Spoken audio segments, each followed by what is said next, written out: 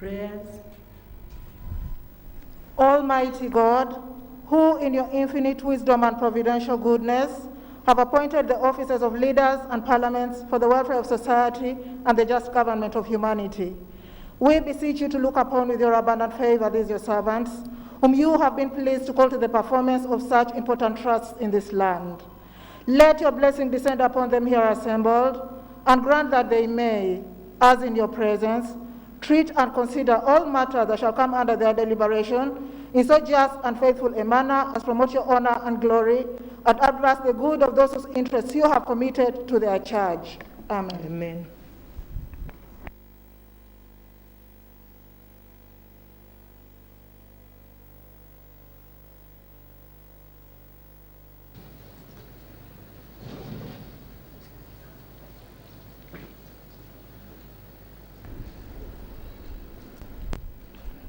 Proclamation by the Right Honourable Speaker of Parliament of Uganda.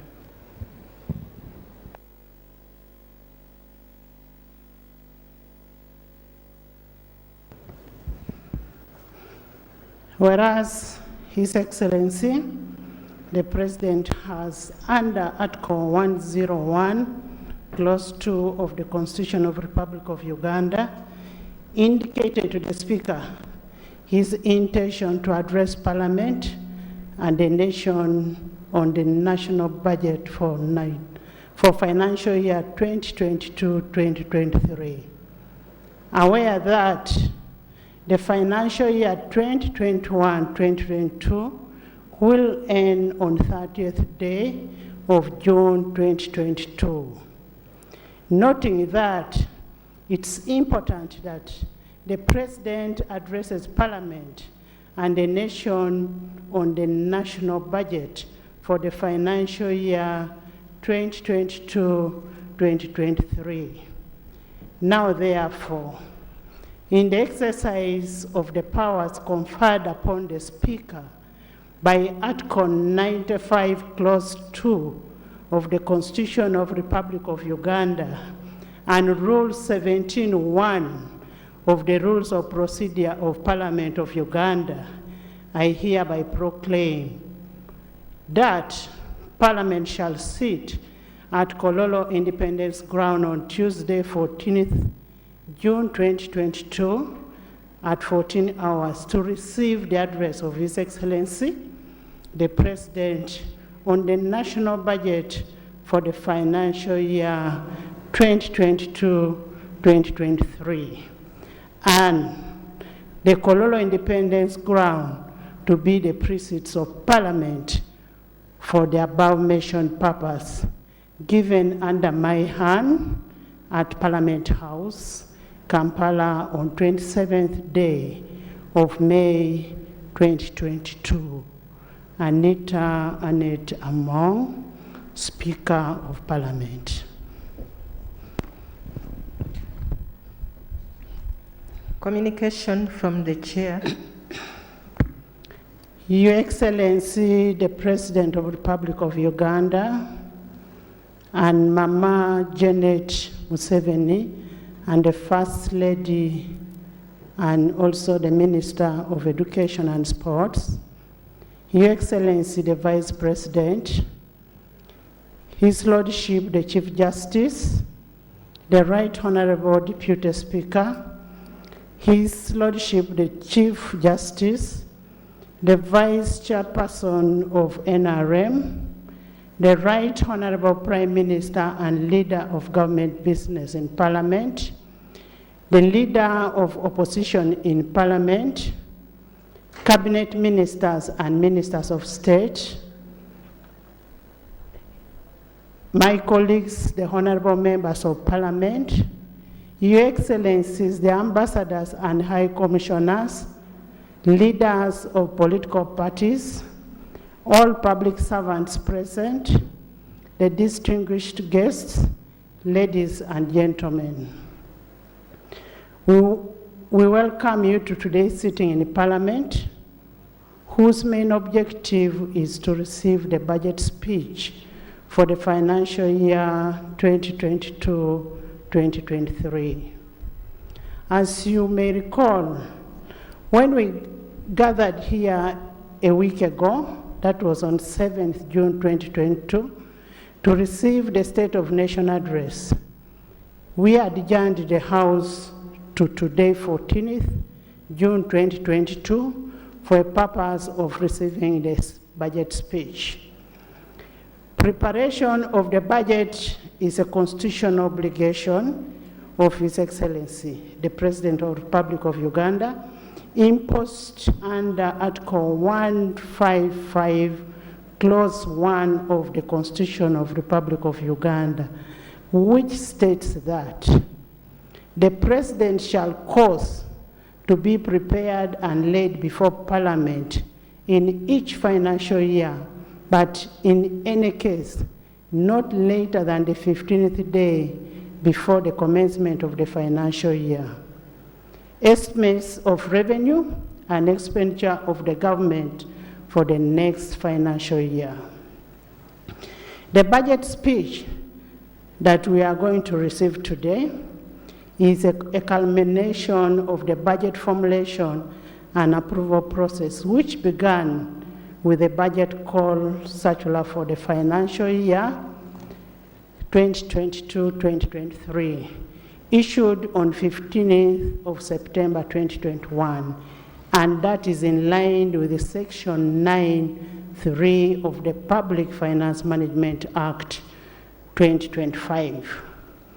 Parliament received and considered the National Budget Framework Paper for financial year 2022-2023, 2026-2027, in accordance to Section 9, 5, and 8 of the Public Finance Management Act 2025.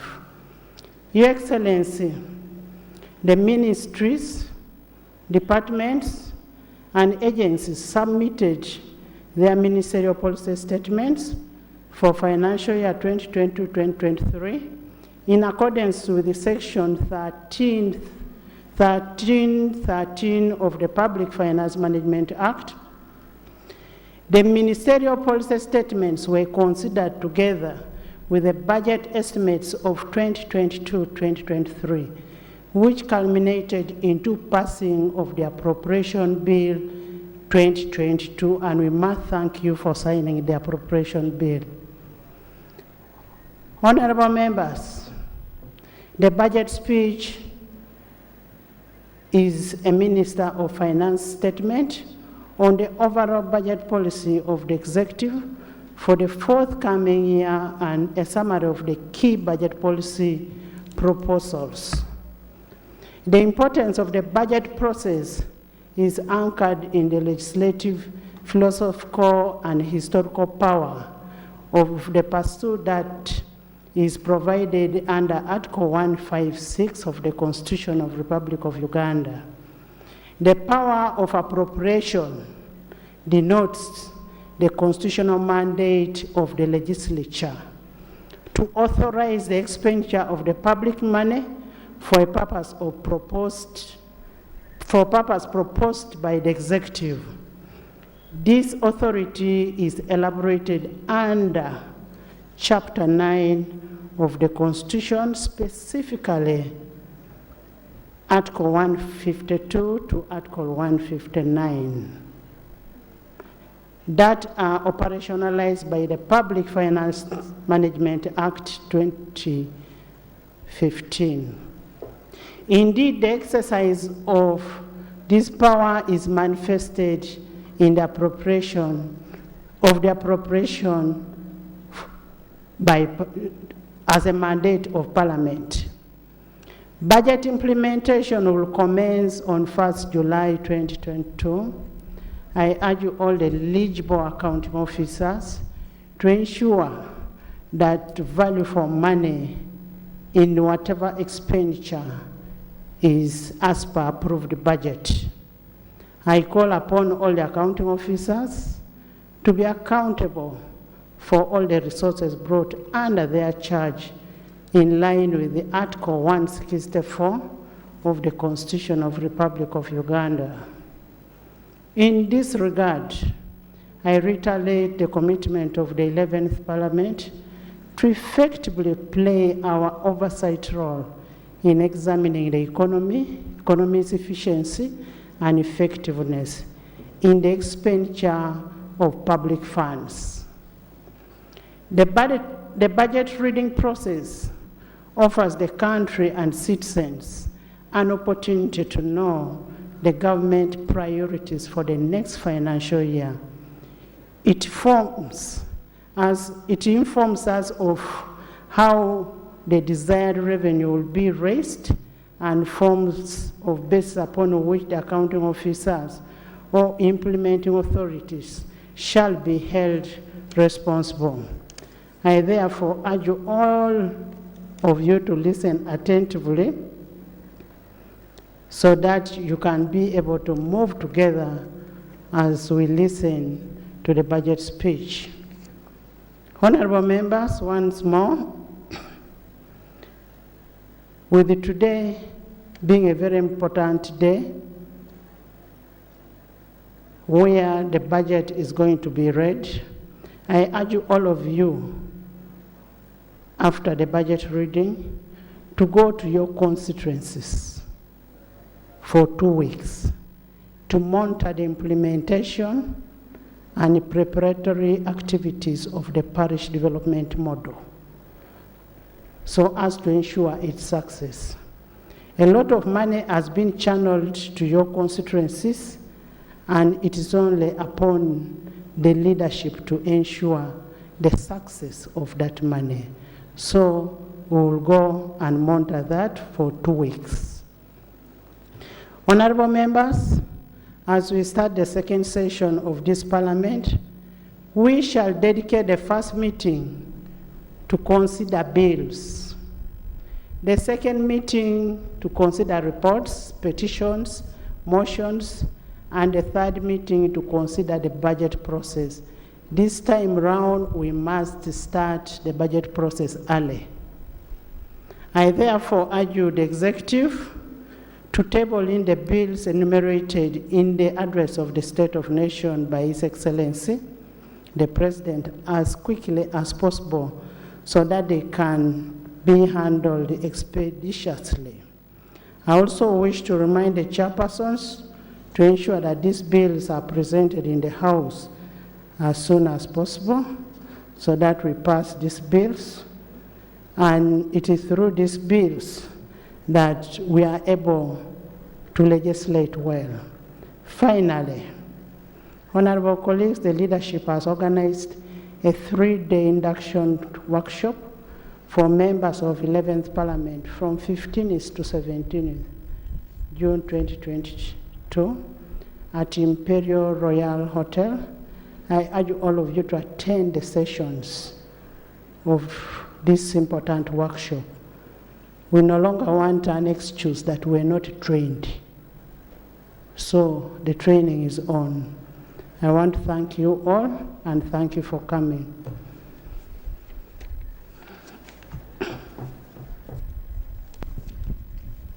Item number 5, presentation of the budget speech. Your Excellency, it is my great pleasure to invite you or your delegate to present the budget speech. Your Excellency, please.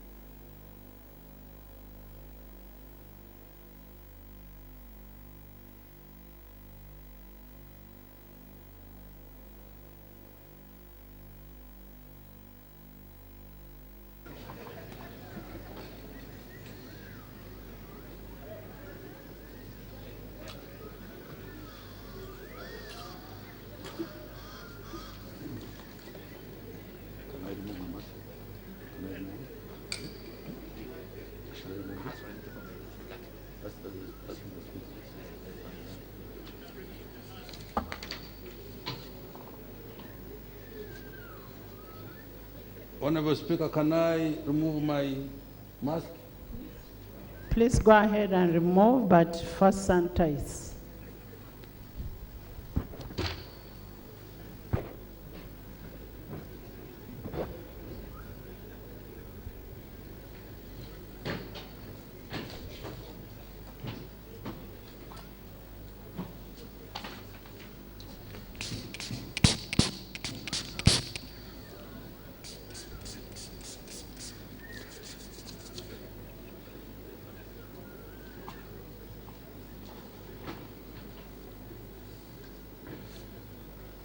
Your Excellency, the President of the Republic of Uganda, Mama, the First Lady and the Minister for Education and Sports, Your Excellency, the Vice President,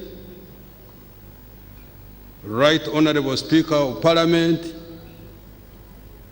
Your Lordship, the Chief Justice, the Right Honorable Deputy Speaker of Parliament, Your Lordship, the Deputy Chief Justice, the Vice Chairman of the NRM Party, the Right Honorable Prime Minister, the Honorable Leader of the Opposition, Honorable Ministers, Honorable Members of Parliament, Your Excellencies, the ambassadors and heads of diplomatic missions, distinguished guests, ladies and gentlemen.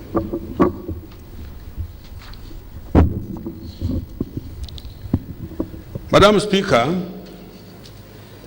in fulfillment of Article 155, Part 1 of our Constitution, I have been delegated by His Excellency the President to present to Parliament the budget for the financial year 2022-2023.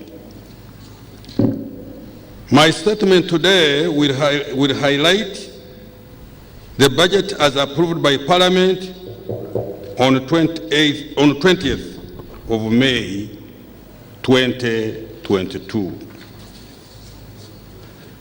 Right Honorable Speaker, on 20th March 2022, we lost a gallant son and Speaker of this august House, the late Right Honorable Jacob Lokri Oranya. I beg and request that once more we observe a unit of silence in this memory.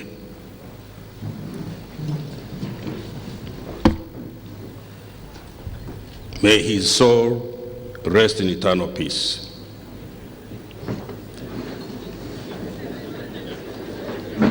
Honourable Speaker, the NRM government's overriding goal is to achieve socio-economic transformation for the benefit of all Ugandans, thus improving their lives.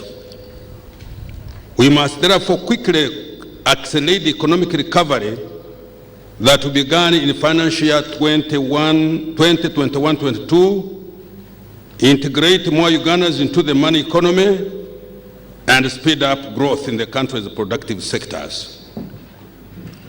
Madam Speaker, the theme of the budget for financial year 22-23 is therefore full monetization of Uganda's economy through commercial agriculture, industrialization, expanding and broadening services, digital transformation, and market access.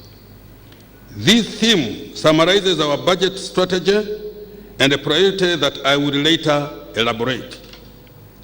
The theme is in line with that of the East African community, which is accelerating economic recovery and enhancing productive sectors for improved livelihoods. Madam Speaker, to achieve Uganda's socio-economic transformation, the NRM has resolved to pursue the following goals in forthcoming year and the medium term. 1, kickstart the process of getting the households still engaged in subsistence into the money economy. 2, support businesses and the overall economy to recover from the impact of COVID-19 pandemic and restore the lost jobs and livelihoods. And 3, finally, protect households from rising prices of food, fuel, and other essential commodities using prudent economic policies. Madam Speaker, to achieve these goals, the following key strategic actions will be undertaken. 1, maintain peace, security, and stability, which jointly are the foundation of all other government, business, and household plans. 2, full implementation of the parish development model to accelerate the transition of the 39% of households still engaged in the subsistence economy into the money economy. 3, step up implementation of the relief and recovery funds to support the recovery of businesses and restore the lost jobs and livelihoods.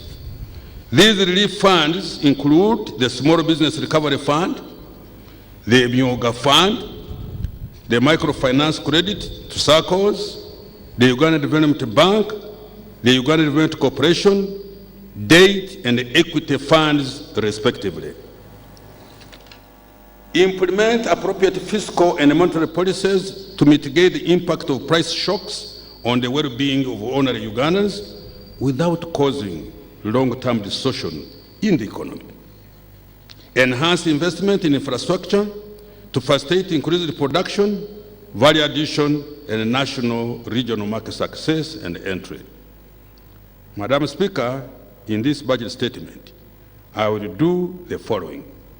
1, I will report on the performance of the economy and review our future economic prospects. 2, I will provide progress in the implementation of the development programs that we promised the people of Uganda during the last financial year, which is ending by end of this month. And the priorities for the next financial year, 22-23. 3, highlight the revenue and expenditure framework for the next financial year, 22-23, as approved by Parliament. Recent economic performance and outlook. Madam Speaker, I now wish to give highlights on the performance of the economy and the accountability for the measures I announced in the financial year 21-22 budget. The details can be found in the background to the budget of 22-23, which has been published. Economic growth. Madam Speaker, the size of our economy is projected to expand to shillings 162.1 trillion for the financial year ending 30th June this year. This is equivalent to US dollars 45.7 billion. Economic activity has been more buoyant at the growth rate of 4.6% per annum this financial year, up from 3.5% of last year. This shows that the economy is on a path to full recovery from the COVID-19 disruptions.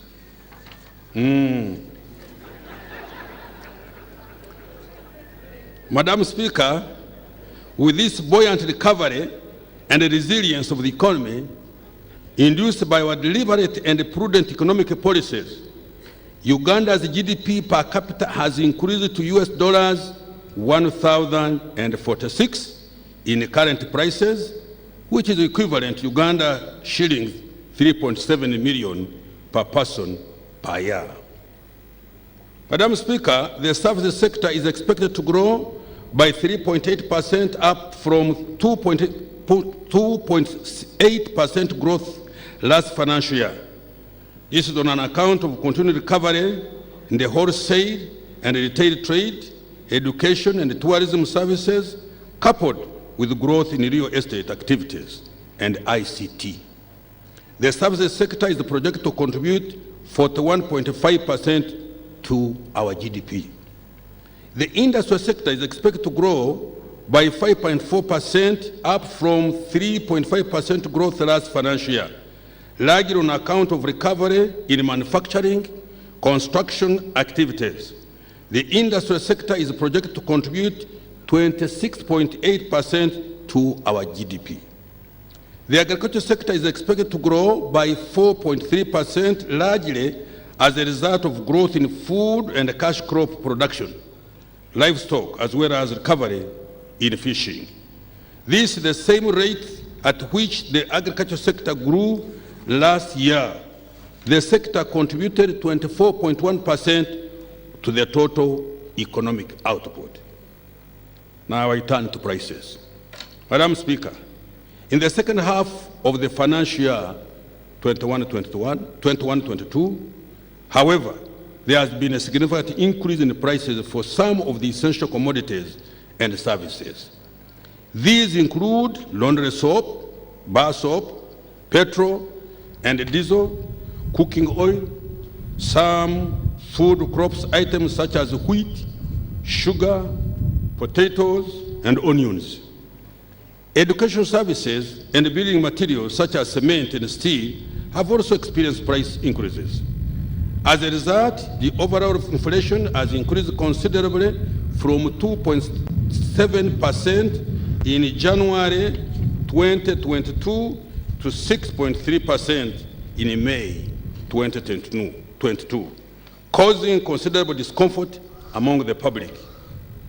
Madam Speaker, this recent increase in the prices of essential commodities is a result of events that have occurred outside Uganda.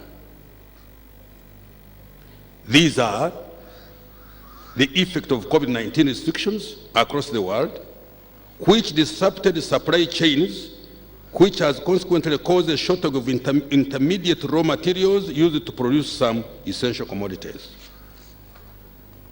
In the recent past, the global economy has faced high shipping costs arising from limited availability of containers and higher fuel prices, altogether leading to supply shortages globally. 3, the full opening of the economies globally following relative containment during the COVID-19 pandemic lockdown has led to a rapid rise in aggregate demand for a number of fast-moving goods, beginning with oil. Yet production levels have been constrained by COVID-19 restrictions. 4, the situation has been worsened by the Russian-Ukraine conflict, which has further disrupted the supply of oil, cereals such as wheat, maize, sunflower oil, as well as essential metals like aluminum and nickel. The two countries are major producers and exporters of these commodities. Madam Speaker, appropriate measures to curb the rising prices in the short, medium, and long term will be implemented. These measures include: 1, supporting farmers to grow more fast-maturing food and oil seeds to ensure sufficient domestic supply. 2, maintaining a market-based determination of prices to support a continuous supply of goods and services. This is intended to ensure that demand does not outstrip supply.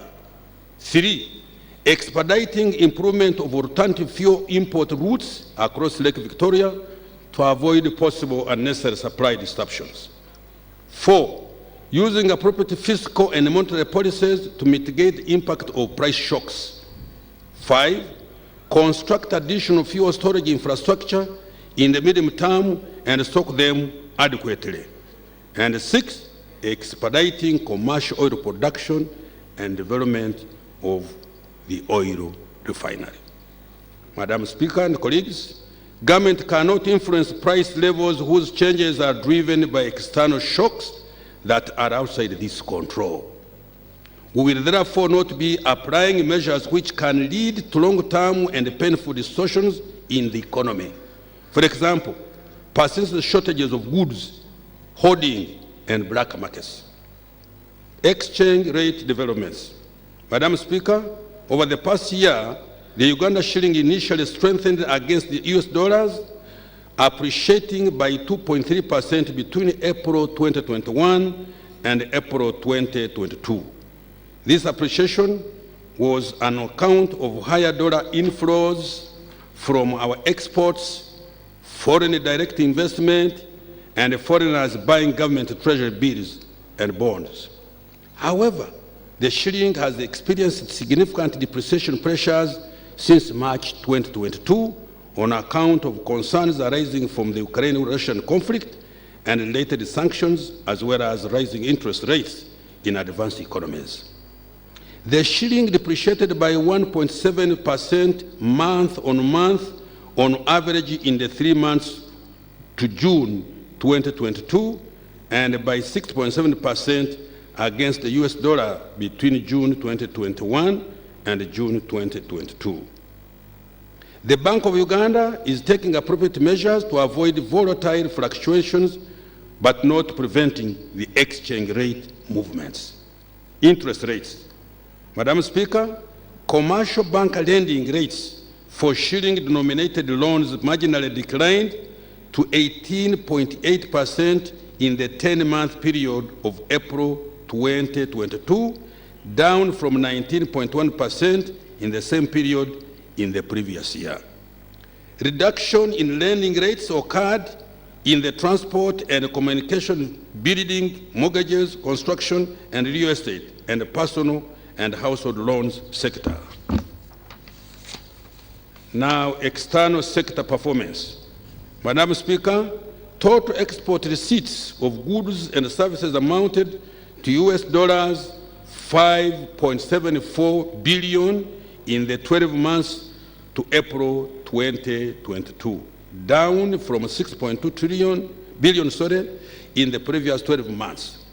Merchandise exports reduced by US dollars 858 million the same period. However, coffee receipts increased by US dollars 279.5 million to US dollars 811 million in the same period. Madam Speaker, private sector imports of goods have increased significantly to US dollars 6.4 billion in the year of April 2022 from US dollars 5.0 billion in previous 12 months. This increase is attributed largely to investments in the oil and the gas sector. For the same reason, foreign direct investment has rebounded strongly to US dollars 1.3 billion in the year to April 2022 from US dollars 892 million in the same period a year before. Uganda's international reserves at the end of April 2022 increased to US dollars 4.54 billion, equivalent to about 4.6 months of imports. This was an increase from US dollars 3.54 billion as at April 2021. Fiscal performance. Madam Speaker, the revenue collections target in the financial 21-22 budget was shillings 22.425 trillion. Total revenue collection is now projected at shillings 21.486 trillion. This represents a shortfall of shillings 939 billion. And I will tell you a story ahead what this effect has got on our planning. Despite this revenue shortfall, domestic revenue collection this financial year has improved compared to last year. This has been on account of improved tax administration and increased economic activity following the full reopening of the economy in January 2022. Madam Speaker, total government expenditure excluding domestic debt refinancing, external debt amortization, and appropriation aid is projected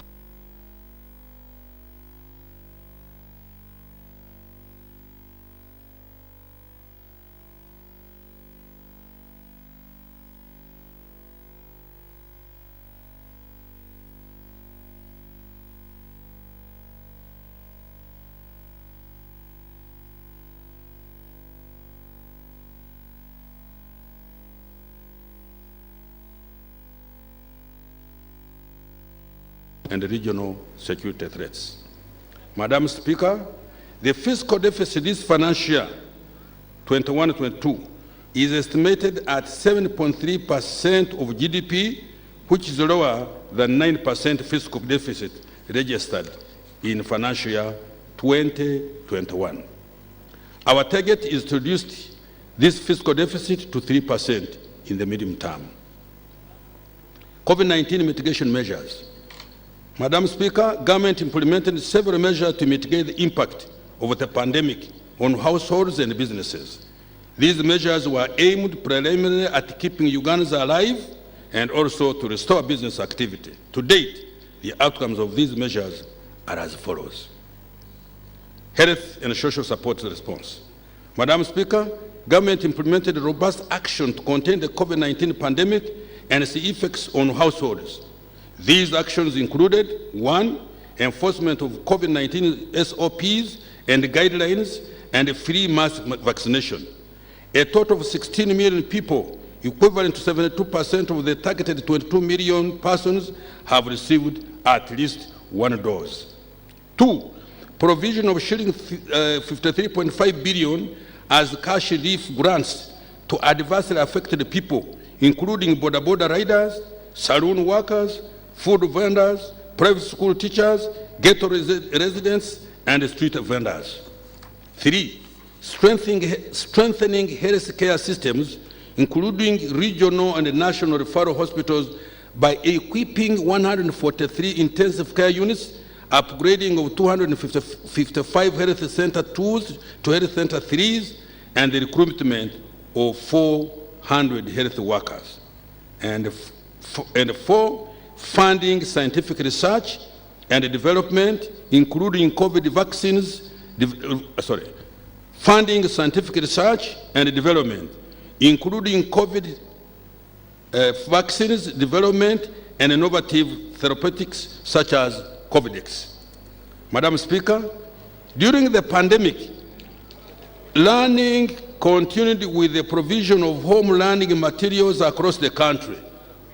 Following the full reopening of the schools, an additional 2,900 primary and secondary school teachers have been recruited and deployed to help the learners to catch up with the lost time. Restoring business activity.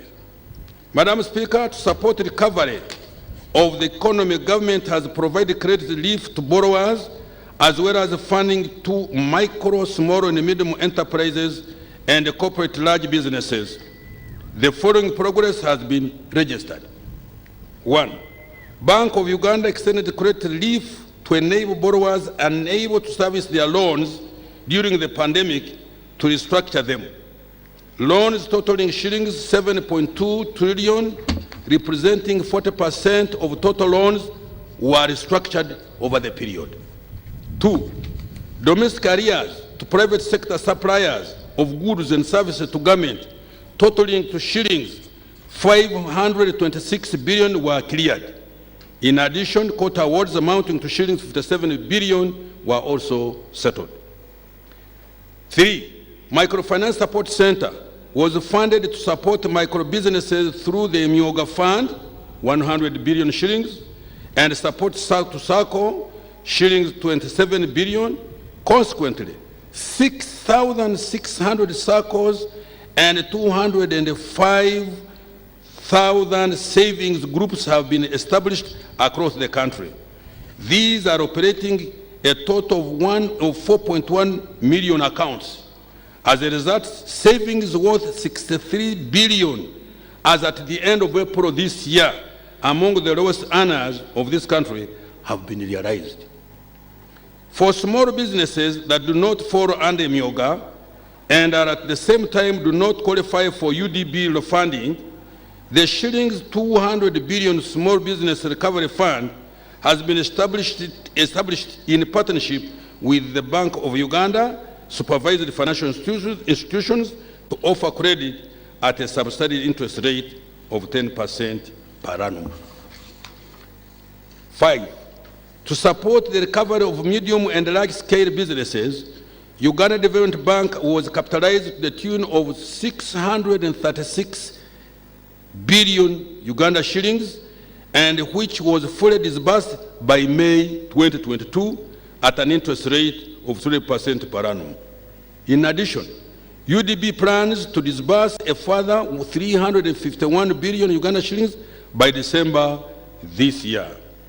For private sector enterprises engaged in strategic industrial development of the country, such as agro-processing, manufacturing, and mineral beneficiation, the Uganda Development Corporation, UDC, received 160.7 billion this financial year to make equity joint ventures investment with those businesses. 7, government has also disbursed the shillings 20 billion to Teachers Circle to support them to recover from the pandemic. 8, in the financial year 21-22, the Agricultural Credit Facility disbursed a total of shillings 67.4 billion to 1,057 borrowers as at June 2022. Cumulatively, the fund has financed a total of 3,120 farmers across the country to a tune of shillings 737.3 billion shillings. Following amendment of the National Social Security Fund Act to allow mid-term access for qualifying members, a total of shillings 420 billion has so far been paid out to about 21,500 beneficiaries. And 10, for women entrepreneurs, I have received a US $217 million grant from the World Bank to provide funding in the coming financial year to middle-level businesses managed by women to support their growth and create jobs. Abakyala mukube mu ngalo. Madam Speaker, as a result of the above measures, we have begun to see positive trends in business activity. For example, during the 10 months from July 2021 to April 2022, there was a 38% increase in taxpayers, with 686,000 new taxpayers being added to the taxpayer register. In addition, investors' sentiments about doing business in Uganda have remained positive in the recent months, as illustrated by the following indicators between July 2021 and May 2022. 1, the Business Tendency Index, which has increased by 20.8%. The Business Tendency Index measures the level of optimism that executives have about current and expected outlook for production, order levels, employment, prices, and access to credit. 2, the Purchasing Managers Index, which has increased by 48.8%. This is an indicator of business activity both in the manufacturing and service sectors. 3, the Composite Index of Economic Activity, which has increased by 4.3%. This CIA represents the monthly underlying forces in the national economy. Now we turn to the medium-term economic outlook. Madam Speaker and the colleagues, future prospects for our economy are very positive, with minimum term growth projected at 6.5% per annum. We could repeat the other thing. May I repeat it?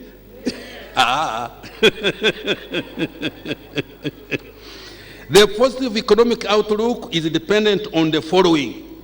1, the full reopening of the economy. 2, the increase in global demand for some commodities we produce and export, such as coffee, livestock, tea, and other food products. 3, commercialization of oil and gas following the announcement of the final investment decision in February this year. 4, active import substitution for goods that Uganda can produce and export competitively, such as pharmaceuticals. 5, support private sector industries, particularly in the agro-industry, light manufacturing, and value addition to our minerals. 6, improved access to affordable credit for micro, small, and medium enterprises to enable their businesses revive and create jobs. 7, fast-tracking the implementation of the parish development model, which targets increased production of strategic commodities for domestic consumption as well as for export. 8, digitization of the economy to realize efficiency gains in business and government. Now I turn to financial year 2022-23 budget strategy. Madam Speaker and colleagues, the budget strategy for the financial year 22-23 and over the medium term seeks to restore economic activity to the pre-pandemic levels and subsequently accelerate the pace of socio-economic transformation. The 3 broad objectives of the strategies are: 1, sustaining peace, security, and stability, as well as macroeconomic stability as key foundations for recovery, growth, and socio-economic transformation. 3, mitigation of the COVID-19 impact on business activity, livelihoods, and overall economy. 3, speeding up socio-economic transformation by repurposing the budget towards wealth and job creation, as well as other impactful investments. Imperatives for implementing the financial year 22-23 budget. Madam Speaker and colleagues, in order to achieve these 3 key objectives, the following imperatives must be adhered to. 1, national budget reform to make it more redistributive and responsive to national priorities. 2, enhanced fiscal discipline to limit supplementary expenditure to only unforeseen and unavoidable spending within the 3% provided for under the law. 3, enhanced domestic revenue mobilization to increase the revenue to GDP ratio to a target of 18% over the medium term. 4, limit the borrowing to restore the debt to GDP ratio to within 50% over the medium term as provided for in the Charter for Fiscal Responsibility. 5, continued alignment of the budget to the National Development Plan to ensure that our development priorities are adequately funded. 6, automate government processes and systems to enhance efficiency, save money, fight fraud, and other forms of corruption. 7, rationalization and restructuring of government to eliminate duplication, overlaps, mandate wars, and resource wastage. Now I turn to financial year budget priorities. Madam Speaker, the key priorities for the financial year 22-23 budget are the following. 1, enhancement of security, the rule of law, and fighting corruption. 2, sustaining economic recovery. 3, implementation of the parish development model to create wealth and jobs. 4, promotion of agro-industrialization, standards, and market entry. 5, commercialization of oil and gas. 6, enhancement of transport, energy, and ICT infrastructure. 7, enhancing human capital development, science, innovation, and knowledge transfer. 8, enhancing public sector effectiveness and efficiency. Enhancing security, the rule of law, and anti-corruption. Madam Speaker, peace, security, and stability, as well as rule of law, are the bedrock of socio-economic transformation. We all know that. And thus must remain the key government priority. Peace, security, and stability. Madam Speaker, The recent surge in cattle theft and cross-border conflicts in the Karamoja sub-region have been and will continue to be addressed. I'm sure the President will make a comment on this. In a recent supplementary budget, government provided shillings 112.5 billion to facilitate the UPDF to carry out operations and the Ministry of Works and Transport to construct security roads in the Karamoja sub-region. The UPDF will also continue with the pacification of the Eastern Democratic Republic of Congo in line with the agreement with the government of the Democratic Republic of Congo. Madam Speaker, with respect to capacity and the well-being of our security forces, government will, in the medium term, embark on enhancement of pay for our gallant men and women in uniform.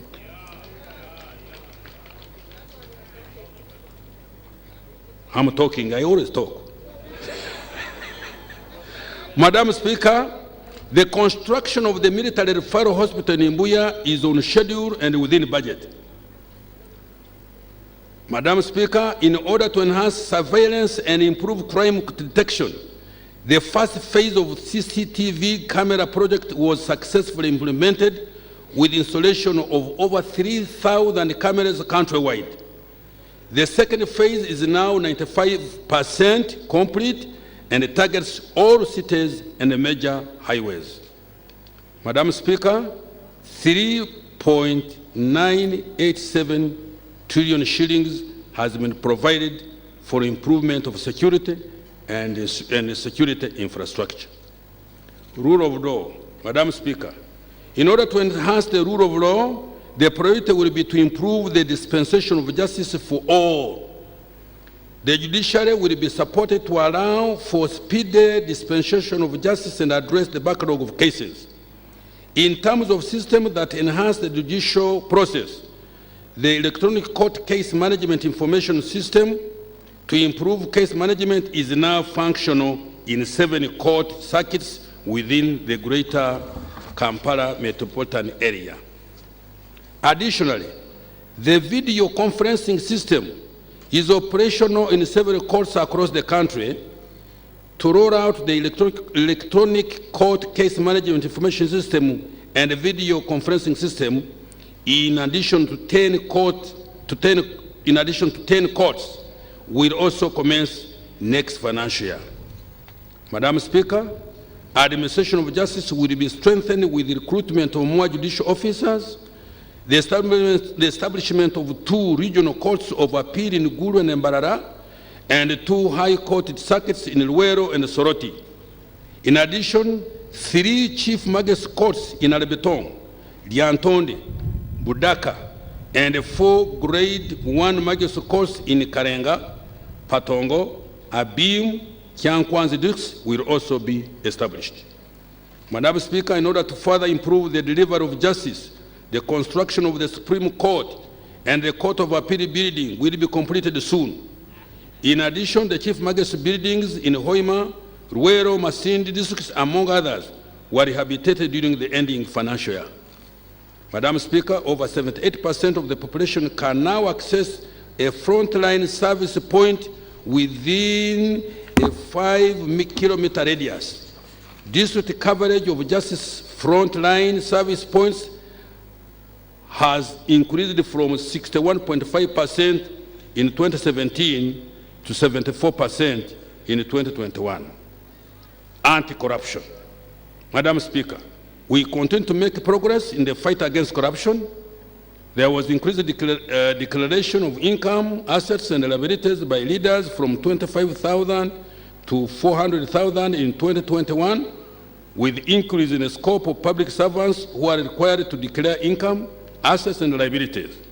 This financial year, 3 billion has been recovered from corrupt leaders and public servants and deposited with the consolidated fund. We need more.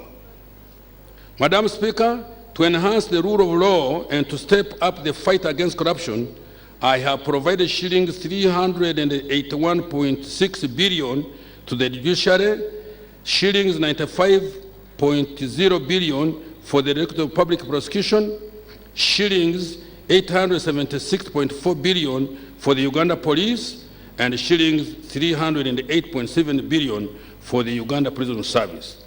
I have also allocated 79.4 billion for the Inspectorate of Government. Implementation of the parish development model. Madam Speaker and colleagues, in order to integrate the 5.5 million households currently working in the subsistence economy into the money economy and to proactively create wealth and jobs, the parish development model is going to be fully implemented in the coming financial year. Fully. Madam Speaker, in the financial year ending June 2022, 234 billion was provided for implementation of the PDM. More efforts have been focused on preparatory activities to prepare for full implementation of the model. These include recruitment of parish chiefs by all districts, data collection, verification of beneficiaries, establishment of circles, setting up of the PDM management unit in the Ministry of Local Government, and sensitization and mobilization, among others. Madam Speaker, next financial year, I provided a total of 1,059 Uganda shillings for full implementation of the model.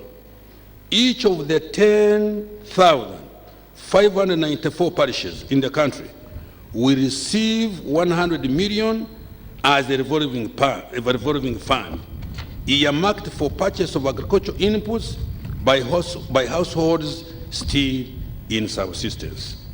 Madam Speaker, the parish development model will be complemented by other government programs such as the Myoga Fund, the Microfinance Support Center credit to other circles, village savings groups, the Small Business Recovery Fund, and other wealth creation initiatives. Now I turn to agricultural production. Madam Speaker, agricultural production will be enhanced using the first pillar of the parish development model that addresses production, agro-processing, and marketing through enhanced access and entry to national, regional, and global markets. This value chain approach allows development of sustainable linkages. The key interventions will include: 1, development of key commodities value chains that have a high impact on transforming the 39% of households in subsistence into the money economy. These include coffee, beef, dairy cattle, poultry, fish, piggery, fruits, food crops for intensive farming, the rest of enterprise including cassava, bananas, rice, Irish potatoes, millet, cotton, tea, cashew nuts, among others, will also be supported, but for relatively bigger farmers. Expansion of irrigation schemes and providing community and individual on-farm water for production to minimize reliance on rain-fed agriculture and ensuring sustained agricultural production. Enhancement of research, breeding, and appropriate technology development through the National Animal Genetic Resource Center and the Data Bank and the National Agricultural Research Organization. Investment in and effective regulation of production, multiplication, and certification of quality agricultural inputs, including seeds, seedlings, stocking materials, and fertilizers. Enhancement of enterprise selection through enhanced farmer education and general agricultural extension, as well as pest and disease control at parish level.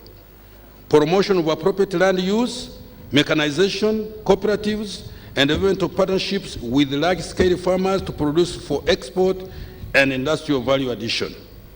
Supporting fishing communities by developing hatcheries, fish ponds, and equipping them with engines, nets, etc. Madam Speaker, I have allocated shillings 564.39 billion to increase production and productivity through the Ministry of Agriculture, Animal Industries, and Fisheries. Now, climate change and environment degradation. Madam Speaker and colleagues, climate change is a significant risk for agriculture production. and food security. In order to mitigate environmental degradation, we have set a target to increase the national forest cover from the current 20.4% to 15%. Central forest reserves will be protected from encroachment by resurveying and marking of 6,200 square kilometers of boundary. Madam Speaker, 850 square kilometers of wetlands and forests will also be restored by one, having them demarcated and gazetted, and two, evicting all encroachers. Mbulire. Madam Speaker, I have allocated shillings 268 billion in the next financial year 2022-23 for actions to mitigate and adapt to climate change. Now I turn promoting agro-industrialization, standards, and market entry. Madam Speaker, promoting agro-industrialization, enforcing product standards, and enabling market access and entry are key aspects for creating wealth and jobs.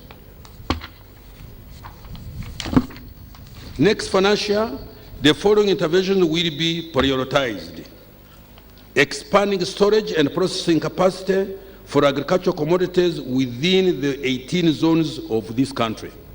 2, enhancing the use of warehouse receipt system to improve commodity storage, reduce post-harvest losses, improve value chain management, and increase income to farmers. 3, providing funds for private sector investment in key commodity agro-processing value chains through soft and patient debt from UDB and equity from UDC. 4, strengthening of standards for quality assurance to improve access to markets. 5, establishing a system for issuance and management of internationally recognized product barcodes, branding, packaging, and labeling of Uganda's products for visibility. 6, enhancing implementation of the export development strategy, including carrying out negotiations for access and entry to regional and international markets. 7, establishing fully serviced industrial parks. 8, promoting investment in strategic industries such as manufacture of pharmaceuticals, industrial sugar, starch, herbal extracts, and cotton-based medical sundries. 9, finalize the enactment of pending legal instruments, for example, the Competition Bill and the Consumer Protection Bill, anti-counterfeits and quality product laws.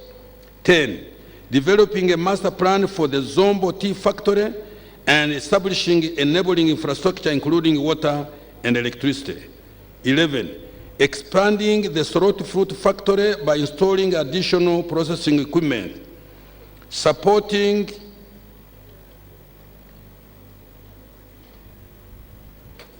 there is also a factory in a place called Kakoge, which is handling Soroti fruit, which is handling mangoes, pineapples, and I visited it last Friday. That also will definitely help. 12, supporting a settlement of 200 aggregation and collective marketing societies with cleaning, drying, grading, and processing equipment. I have allocated 1.449 trillion to promote agro-industrialization standards and market entry. Supporting economic recovery and commercialization of oil and gas. Madam Speaker, as I reported earlier, we have taken major steps to revive business activities, which we shall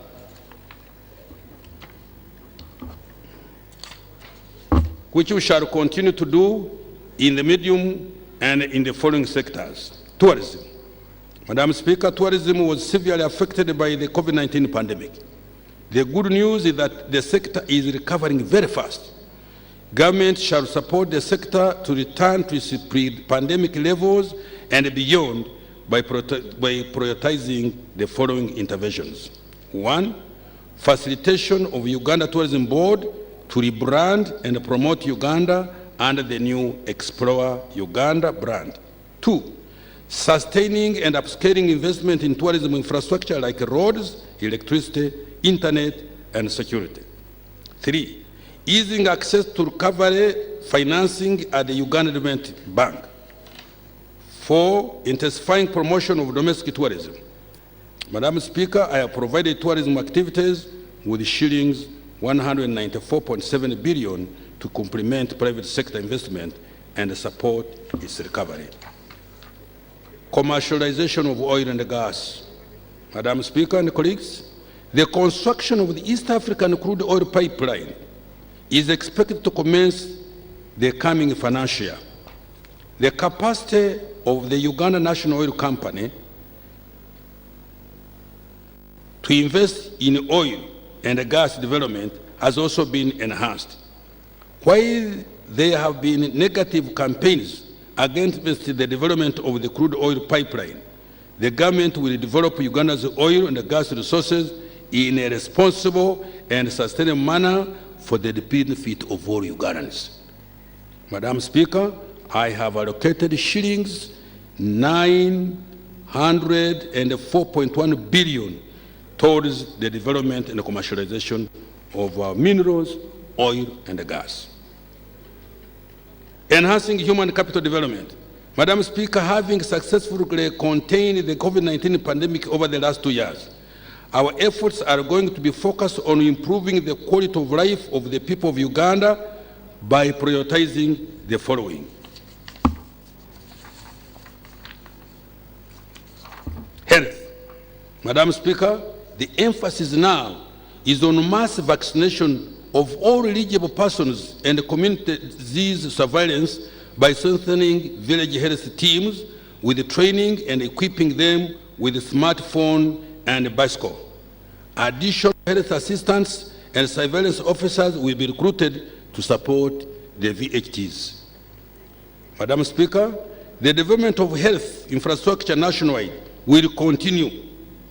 The rehabilitation and expansion of the following general hospitals will be undertaken: Itojo, Kabong, Abim, Kambuga, Masindi, Kanungu, Kapchorwa, Bugiri, and Amudat. In addition, 43 health centers, 2 will be upgraded to health center 3s, and 17 new health center 3s will be built in sub-counties without health facilities of such health facilities. 75 staff houses will also be built in the Karamoja region. Madam Speaker, next financial year, the Minister of Health will start implementing the Uganda COVID-19 Emergency Response and Preparedness Project, supported by a grant from the World Bank amounting to US dollars 100.3 million, which is equivalent to 667.1 billion Uganda shillings. This grant will finance the rapid detection, prevention, and quick responses to threats posed by the COVID-19 pandemic. It will also finance the strengthening of national systems for public health preparedness. Madam Speaker and colleagues, the construction and equipping of a modern health facility will commence in the coming financial year to be located in Naguru. This US dollar 70 million facility will be funded by the Arab Bank for Economic Development in Africa, BADEA, the Saudi Fund for Development, SDF, and the OPEC Fund for International Development, OPEC Fund. Madam Speaker, I have allocated a total of 3.722 trillion for healthcare delivery in financial year 22-23. Now I go to water. Madam Speaker, national safe water coverage now stands at 69.8%, with coverage in rural areas at 68% and 71.6% in urban areas. Our target is to increase safe water coverage to 81% over the medium term. Madam Speaker, during financial year 21-22, the following major water projects were implemented. 1, 5 medium-scale irrigation schemes in Ngenge, that is in Kwen district, Ruwenga-Aju in Kabarole district, Tochi in Oyam district, Mubukutu in Kasese district, and Doho 2 in Butaleja district. 106 small-scale irrigation schemes in the districts of Bugiri, Bukedia, Tororo, Iganga, Mbale, Kapchorwa, Pakwach, and many others. 3, substantial completion of Katosi water treatment plant, which will produce 160 million liters of water per day. 4, upgrading of Kapeka water supply system to 5 million liters per day, double the current capacity, and double the current capacity. 5, rehabilitation and expansion of the Sembabule water supply project. This plant is now able to produce 30 million liters per day. Madam Speaker, the following water projects which are ongoing will continue to be implemented. 1, construction of 80-kilometer water supply infrastructure from River Nile to serve 484,000 people in Acholi and Lango sub-region. 2, constructing water infrastructure from River Kagera to serve an additional 75,000 people in Isingiro, Mbarara, and Masaka sub-regions. The Wakiso wastewater and sanitation project, that's number 3. Number 4, the rehabilitation and expansion of Mbale water supply scheme. Number 5, construction of wastewater treatment plant targeting Kirudu Hospital. Madam Speaker, I have allocated shillings 1.027 trillion towards the water and environmental sub-program. Now I turn to education. Madam Speaker, education is a key opportunity equalizer for human beings. During the COVID-19 induced lockdown period, many teachers abandoned the profession and classrooms got dilapidated in several institutions. But now efforts have started to revamp the education sector. Priority will be put on improving the quality of education to enhance learning outcomes. The following will be undertaken. 1, staffing gaps will be filled in primary and secondary schools. 2, training of teachers and instructors on the new abridged curriculum will continue, and the lower secondary curriculum will be rolled out. 3, continuous assessment will be fully rolled out.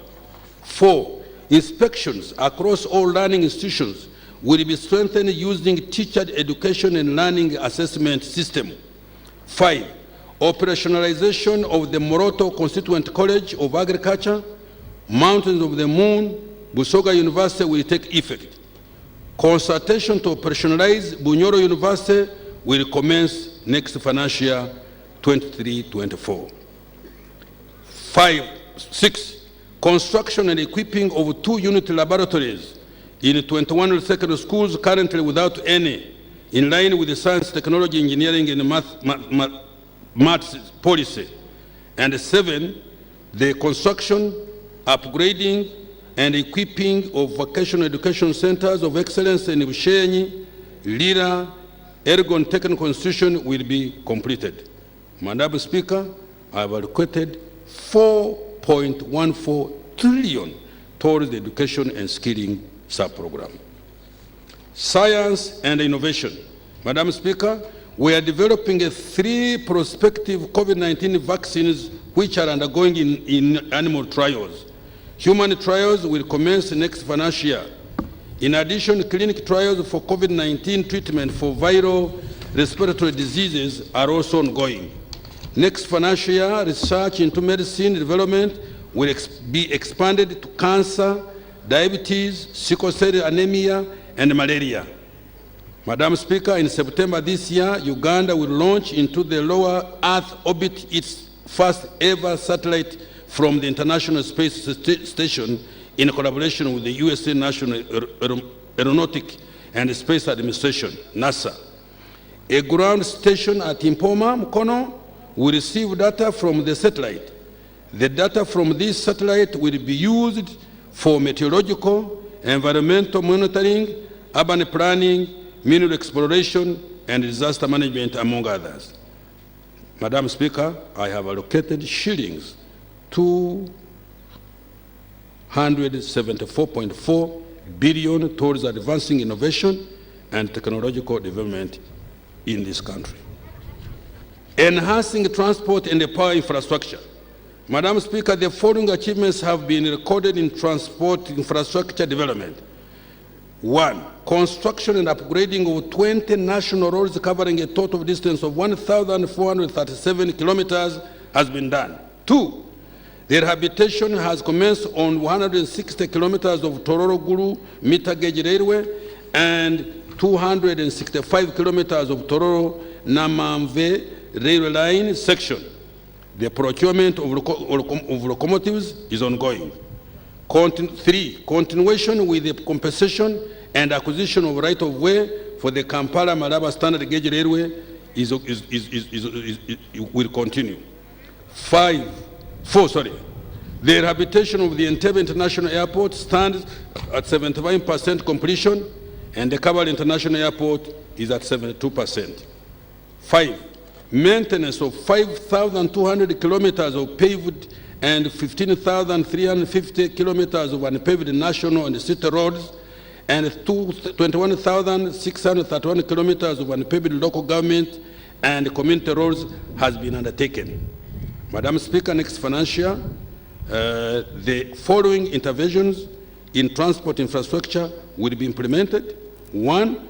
Construction of 400 kilometers equivalent of roads to bitumen standards, rehabilitation, construction of 200 kilometers equivalent, and construction of 30 bridges on the national roads network.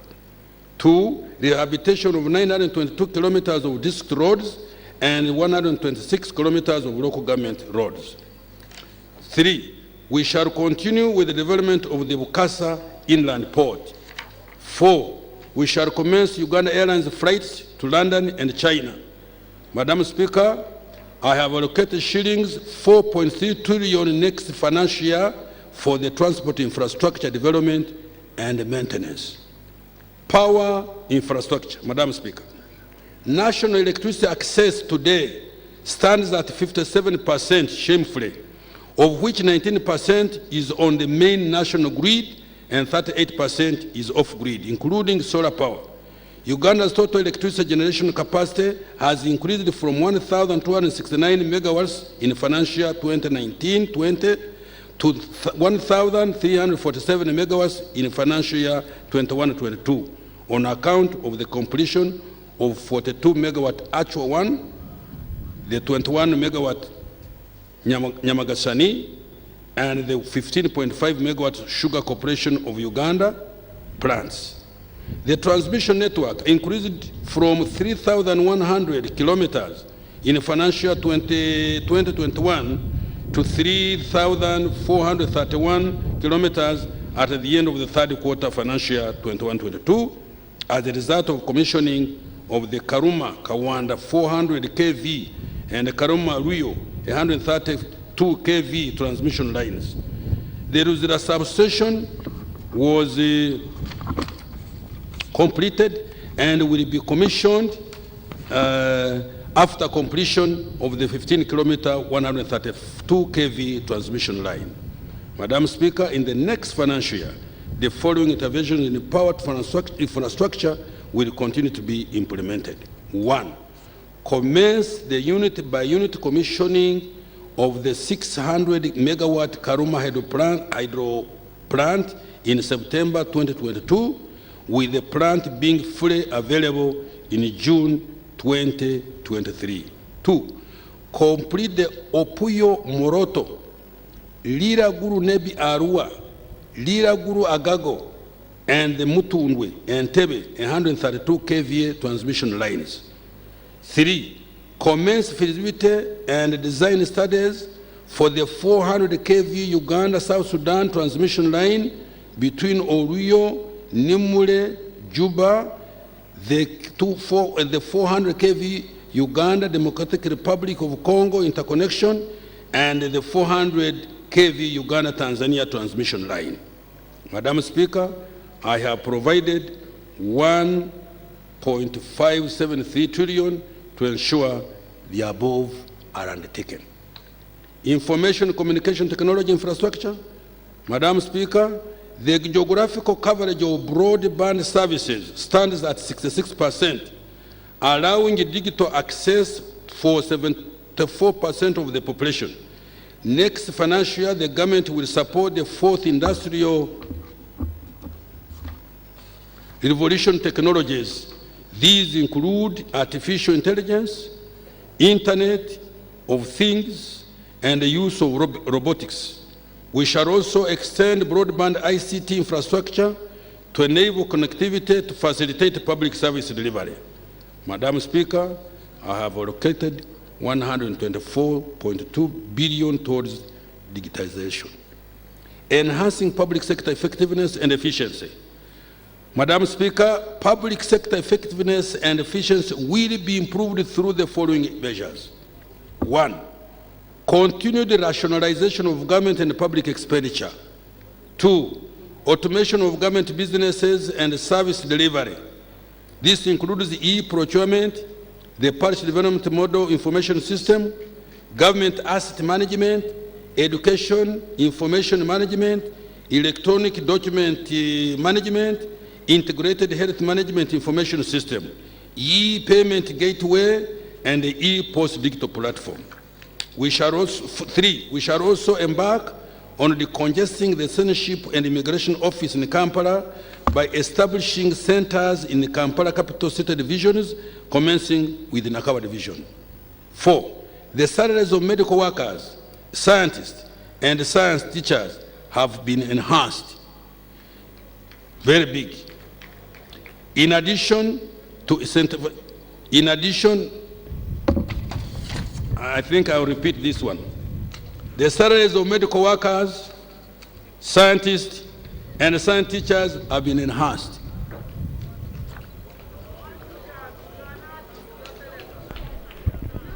To a figure which is about 900 billion.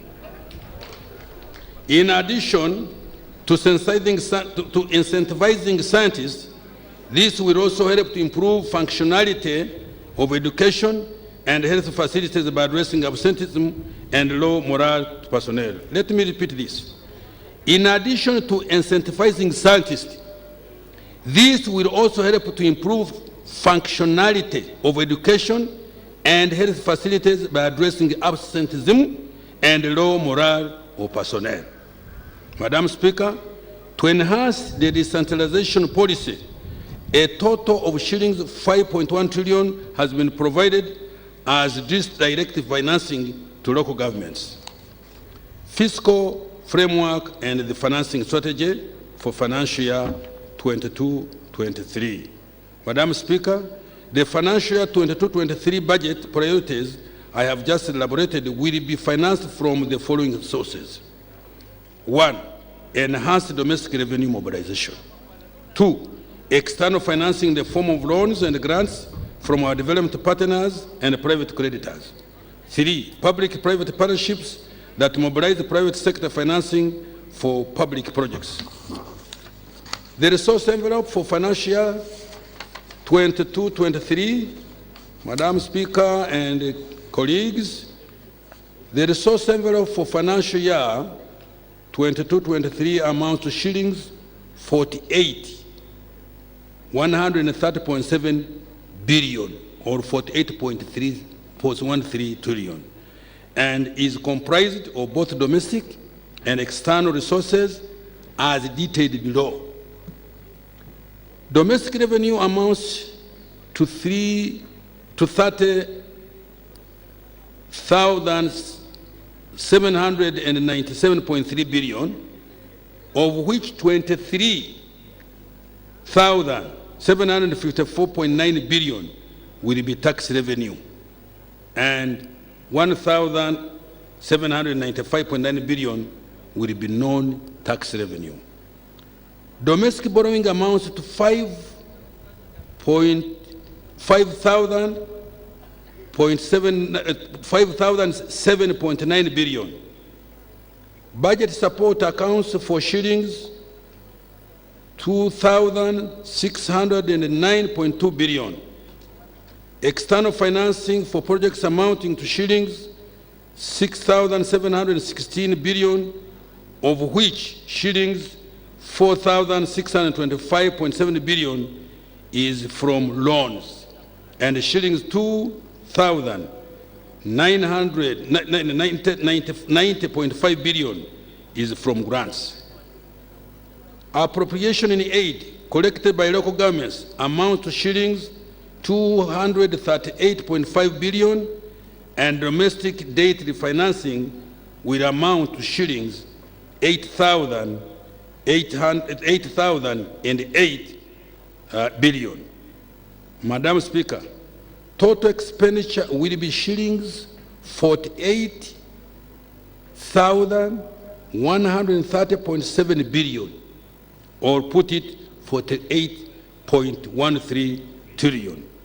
Excluding domestic debt refinancing and appropriation aid, it amounts to 39,884.2 billion, of which wages and salaries is 6,366.9 billion. Interest payments is shillings 4,691.9 billion. Non-wage current expenditure is shillings 14,254.4 billion, and development expenditure is shillings 14,565.9 billion. Tax measures for the financial year 2022-23. Madam Speaker, no new taxes will be introduced in financial year 22-23. I heard people disputing this, and I'm repeating it. I think this is the 5th time. Let me read it again. No new taxes will be introduced in the financial year 22-23. We will achieve revenue targets by improving the efficiency in tax collection and enhancing compliance to the tax laws. The capacity of the Uganda Revenue Authority will be enhanced by recruiting and training staff, deploying appropriate equipment and ICT to enforce tax laws. Madam Speaker, I wish to report that Parliament has made amendments to the various tax laws intended to simplify the laws, clarify previously ambiguous provisions, and close loopholes that may lead to revenue leakage, but not increasing taxes. Madam Speaker, the amendments that have been made are the Income Tax Act, Value Added Tax, the Stamp Duty Act, and the Tax Procedures Act. I will now highlight the major amendments. Income tax. Madam Speaker, the corporate income tax exemption for Jagali hydropower project has been extended for 1 year up to 30th June 2023 in order not to increase electricity tariffs for power that the project will generate. Madam Speaker, the Income Tax Act has been amended to streamline the rental income tax regime for individuals and non-individuals as follows. 1. Introduce a zero rental income tax rate for individuals that earn annual rental income not exceeding 2,820,000 shillings and a rate of 20% of rental income exceeding that amount. 2. For rental business, introduce a 30% rental income tax rate on rental income with expenses capped to 50% for each year of income. In addition, any excess expenses shall not be carried forward to a subsequent year of income. Value added tax. Madam Speaker, under the Value Added Tax Act, the following amendments have been made. Exempted the supply of oxygen cylinders or oxygen for medical use to reduce the cost of the supply of oxygen for medical use. 2. Exempted the supply of assistive devices for persons with disabilities to reduce the cost of equipment used by persons with disabilities. 3, exempt the supply of airport user services charged by the Civil Aviation Authority to reduce the cost of transiting through Entebbe Airport. 4, to allow for cash-basis accounting for suppliers who supply goods and services to the government to facilitate them to hedge against the risk of interest and penalties arising from delayed payments by government. 5, repealed the exemption on VAT on imported services used in the provision of an exempt supply to encourage businesses to use local suppliers of services such as information and communication technological services. Tax Procedures Code. Madam Speaker, the amendment under Tax Procedure Code Act include the following. Introduced penalties for failure to provide information for purposes of automatic exchange of information to improve compliance. 2, introduce penalties for failure to adhere to the electronic fiscal receipting and invoicing solution and digital tax stamps. This is intended to combat tax evasion and smuggling and other vices. Stamp duty. Madam Speaker, under the stamp duty, the following amendments have been made. Provide for nil stamp duty on the following instruments. A, agreements relating to the deposit of title deeds or personal property or goods to another as a pledge or as a security for a sum of money borrowed. B, agricultural insurance policy to encourage the uptake of agricultural insurance services. C, security bond or mortgage deed executed by way of security for the due execution of an office or to account for money or other property received by virtue of security bond or mortgage deed executed by surety for to secure a loan or a credit facility. Clarification of the rate of shillings 15,000 applicable on transmission of property from the administrator to an estate of the beneficiary. Excise duty. Madam Speaker, under the Excise Duty Act, the government has undertaken the following amendments. 1, clarification of the definitions of various products that attract excise duty, such as spirits and juices, to enhance taxpayer compliance. 2, reduce excise duty applicable on opaque beer and fermented beverages made from locally sourced raw materials to 20% or 150 shillings per liter, whichever is higher. This is intended to promote value addition and the use of locally sourced raw materials. The mid-term financing strategy. Madam Speaker, the financing of the budget will be generated from implementation of the following revenue and public debt measures. Domestic revenue mobilization. Madam Speaker, the objective of government in financial 22-23 is to increase revenue by 0.8% of GDP. The major assumptions that underpin this goal are expected increase in taxable income activities, gains from revenue enhancement measures, and 3, increased employment and aggregate demand for goods and services arising from the full reopening of the economy. Public investment financing strategy. Madam Speaker, the government will implement the public investment financing strategy starting next financial year to achieve the following objectives. 1, improve alignment of sustainable financing options to government programs and projects. 2, minimize the cost and risk exposure of financing modalities. 3, ensure prudent loans acquisition to avoid debt accumulation in a short period and timely disbursement of loan funds. 4, long-term fiscal sustainability. 5, increase financing from traditional and other innovative resources to meet the development financial requirements. And 6, provide a framework for partnership with the private sector in the implementation and financing of public investment programs. Public debt management. Madam Speaker, as at the end of December 2021, Uganda's total public debt stock stood at shillings 73.5 trillion, equivalent to US dollars 20.7 billion, of which external debt amounted to shillings 45.7 trillion, equivalent to US dollars 20.5 billion, and domestic debt amounted to shillings 27.77 trillion, equivalent to US dollars 7.84 billion. This represents a nominal debt to GDP ratio of 49.7%.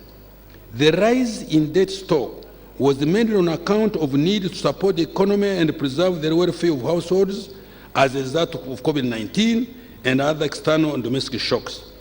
Debt was also used to finance the shortfalls in domestic revenue. Madam Speaker, the government is implementing the following measures to ensure long-term public debt sustainability. 1. Reduce the level of domestic borrowing over the medium term to an average of 2.2% of GDP per year. This ratio will be reduced further to a policy target of 1.0% of GDP over the long term. 2. Implement the public investment financing strategy. This strategy will ensure alignment of suitable financing modalities with the nature of government programs and projects. 3. Implement the financial year 22-23 borrowing strategy, which is consistent with our medium-term debt management strategy to avoid risks associated with unsustainable debt. 4. Borrow largely on favorable terms and for projects that enhance productivity of the economy. 5. Sequencing new projects in a manner that makes the government service its debt obligations without the risk of default. This means the government will only mobilize debt financing for ready projects and will cancel projects with poor performance. I will repeat this. This means the government will only mobilize debt financing for ready projects and will cancel projects with poor performance. 6. Increase domestic revenue by implementing the domestic revenue mobilization strategy. Now I'm concluding. Conclusion. Madam Speaker and colleagues, the budget for the next financial year presents a set of strategic choices and the government's commitment to stimulate economic recovery, enhance productivity and competitiveness of enterprises, and most importantly, wealth creation and jobs for the ordinary Ugandans. Substantial resources have been earmarked for the implementation of the parish development model. This model will be a vehicle of socio-economic transformation at the parish level and the monetization of Uganda's economy. Successful implementation of the parish development model ushers in a mass socio-economic transformation movement in our society with better sustained outcomes. I therefore urge all leaders and Ugandans to ensure that these resources are effectively used to bring about the desired change. I repeat this. I therefore urge all the leaders at whatever level and whatever sector and Ugandans to ensure that these resources are effectively used to bring about the desired change. It will really be a very big shame to hear that this money we are sending down for the parish development model, some money has gone to cham. Very shameful. Please, this is our country. We should stand firm. There's nobody who is going to come to help you when we cannot help ourselves. When we get resources, let those resources go for the purpose for which they have been given.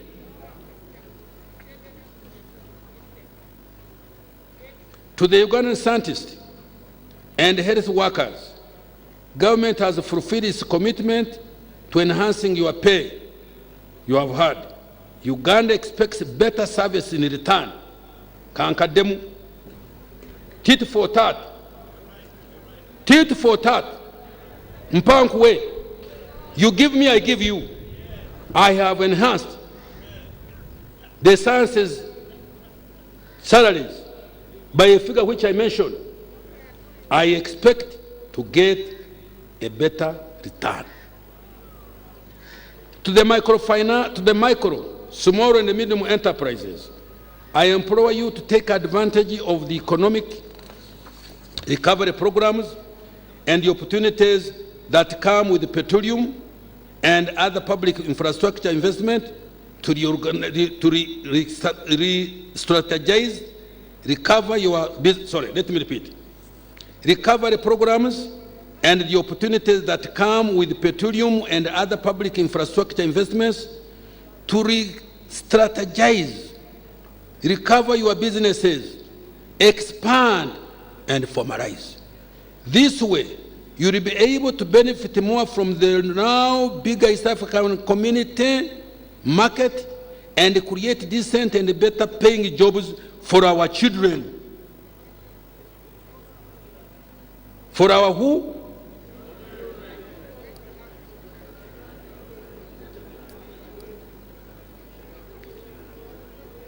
For the women entrepreneurs, the grant from the World Bank will support the growth of your enterprises, create better paying jobs, and enable you to exploit the opportunities in the economy to enhance your incomes. Abakyala. Nze ndese.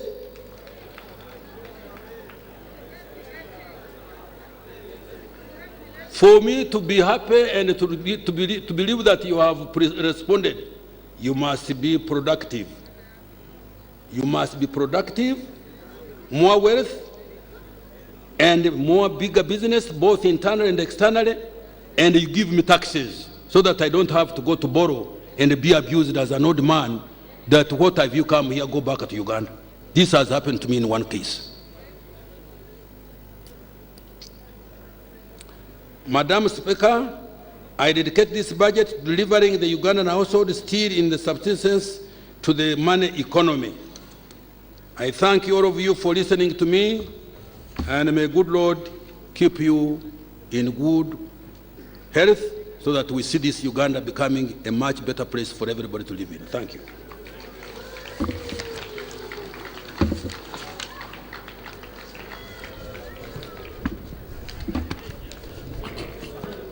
Thank you so much, Honorable Minister of Finance. Item number 6, remarks by His Excellency the President.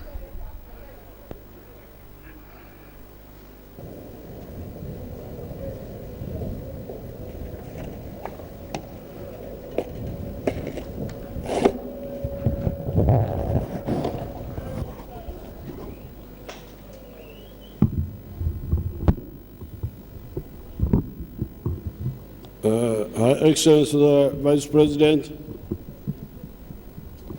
the Right Honorable Speaker, His Lordship the Chief Justice, all the other leaders, and honorable members of Parliament. You have heard the speech by the Minister. It is clear enough. I just want to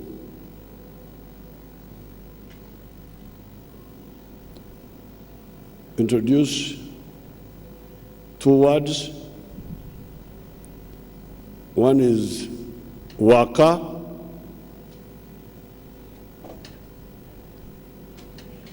and those who speak our actual language know that waka, wake, wake. Wake means boasting. You boast. When you are on a beer party among the Banyankore, you can say, I have got more cows than all of you. You boast. And with the Banyankore, they just laugh. They don't take offense. Because they also want to be rich like you. But I'm told that among the Achoris, they may spear you. That if you wake, they may spear you.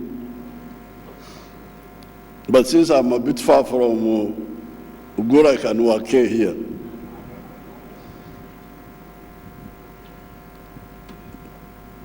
and the other one is Poko Marom. Poko Marom.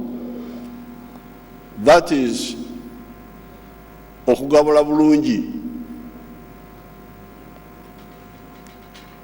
to distribute food. In Acholi, we call it Poko Marom.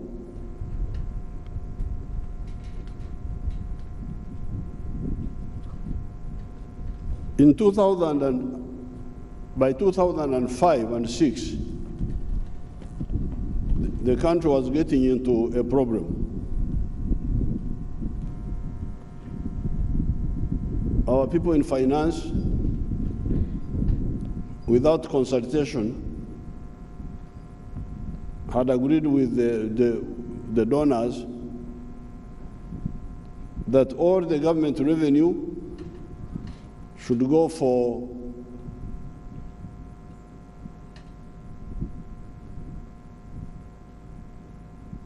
expenditure of running the country.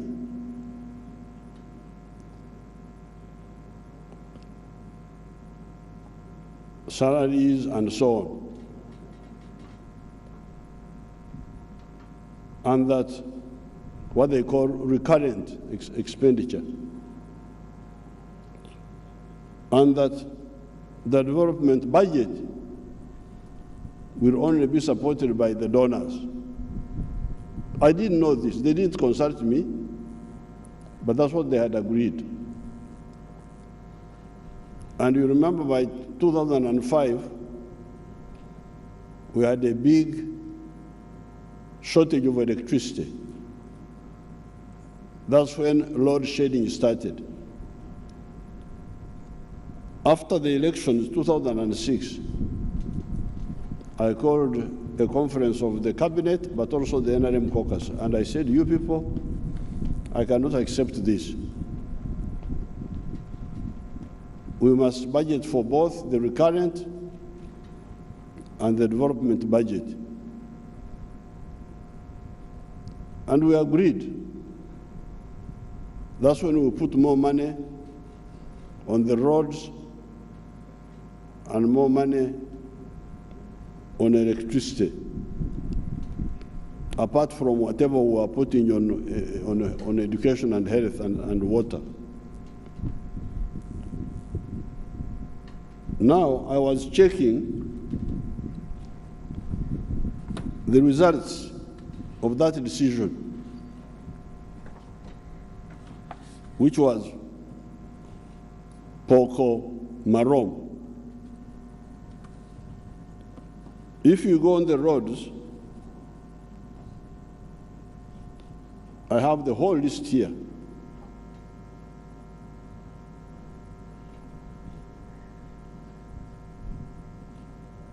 Kapchora Swam, there was government funding there, together with some other funds. Bulima Kaboya, government funding there with others. Nyakaita Kazo, government funding with others. Bumbo Virohaha, government funding. Chigumba Bulima, government funding. Rukunjiri Chihi, government funding with others. Masaka Bukakata, government funding with others. Hoima Butiaba Wanseko, government spending with some other groups. Buhimbanarwe Yo Bolamayibo and so on, government spending with others.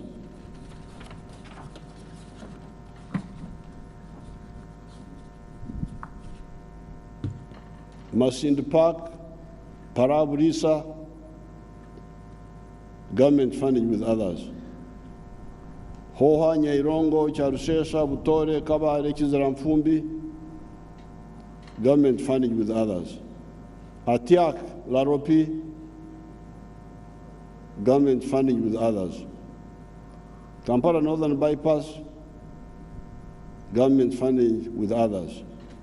Kampala Gayaza Zirogwe, government funding alone, nobody else, just government money. Matugasemuto, government funding alone.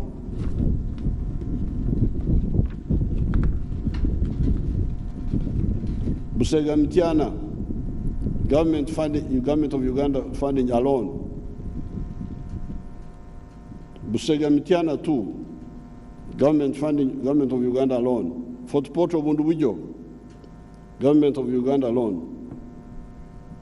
Ishaka Kagamba, government of Uganda alone.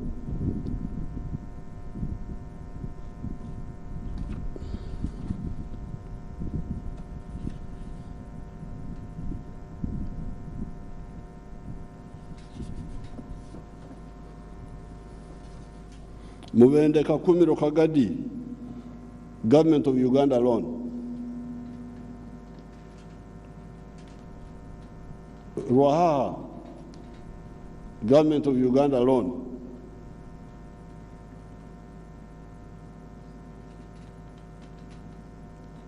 Moroto, Axim, government of Uganda alone. Sorot Katakwi, government of Uganda alone.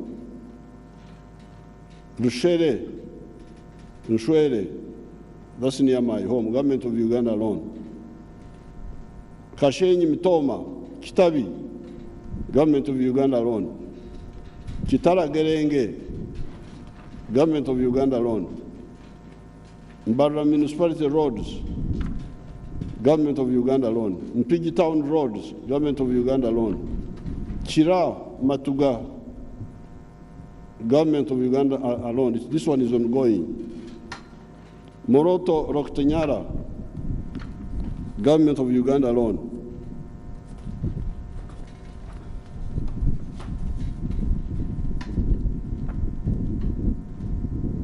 Entebbe Hospital, Entebbe Pediatric Hospital, government of Uganda alone. Chirama Tuga, government of Uganda alone. Najanamkumbi Busawala, government of Uganda alone.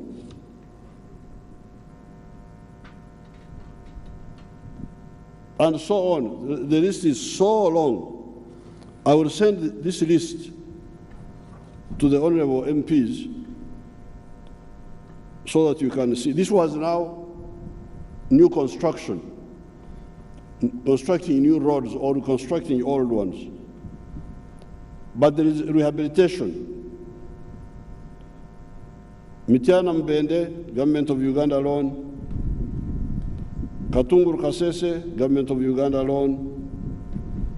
Sorot Dokoro, Lira, Kamdin, World Bank and government of Uganda. Tororombare Soroti, World Bank, government of Uganda. Masaka Town, government of Uganda alone. Rehabilitation of Budo Roads, government of Uganda alone. Namu Sisironko Muyembe, government of Uganda alone. And so on. I will send you this document. Rehabilitation of Nakalama, Tirinyi Mbare, government of Uganda alone. Fort Portal Hima, government of Uganda alone. Mukono Karagi Kayunga Bukoloto Njeru, government of Uganda alone. Nansa Nabusunju, government of Uganda alone. Ishaka Katunguru, government of Uganda alone. Hima Katunguru, government of Uganda alone. Chenjojo Fort Portal, government of Uganda alone. Sunjira Hill, something, government of Uganda alone. Bundubujo Nyahuka, government of Uganda alone.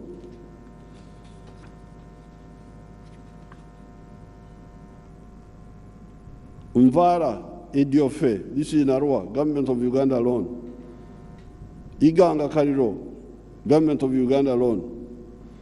Pakwach Nebi, Government of Uganda alone. Kamdin Guru, Government of Uganda alone. Chiriandongo Karuma Kamdin, Government of Uganda alone. Jinja Kamuri, Government of Uganda alone. Mbare Soroti, Government of Uganda alone. Tororo Mbare, Government of Uganda alone. Kawempe Kafu, Chiriandongo, Government of Uganda alone, and so on. This is now the roads coming out of that decision of 2006, where we said we must have our own money to deal with the development budget. On the side of electricity, the same. Hoima Chinyara, there are many other projects, geothermal resources,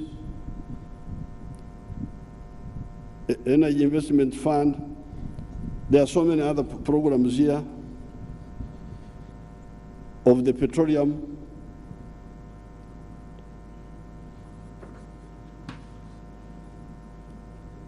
So many projects, nuclear energy, and so on. But I just want the lines which people can easily see.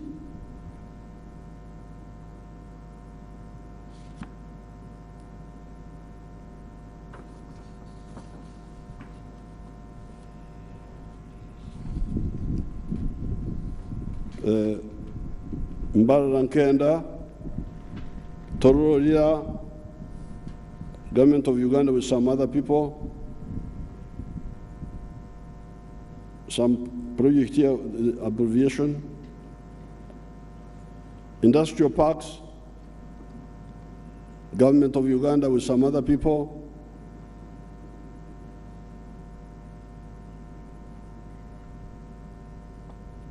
Opuyo, Moroto, Government of Uganda with some other people. Kampala and Entebbe, Government of Uganda with some other people. Karuma, because this Karuma and Isimba we contributed, it was the government of Uganda and China. Muzizi, government of Uganda with some other people. Nyagak, government of Uganda with some other people. So many of them. Oh, I will send you the whole list.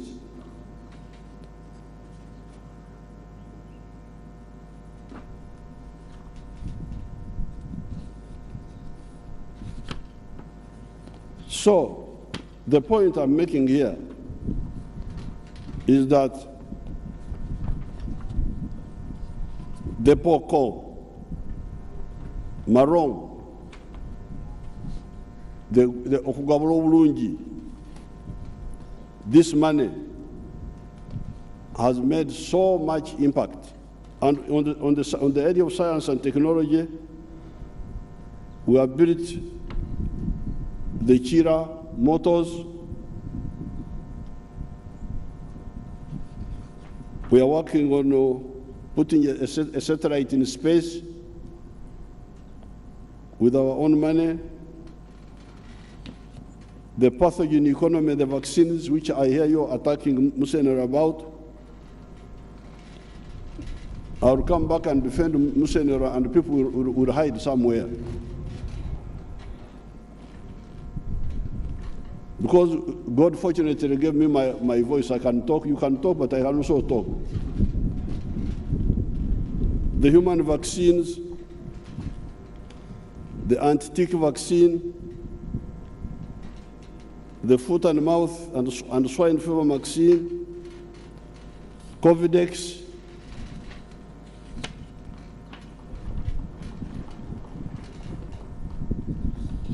digital electronics and automation, all these are funded by the government of Uganda,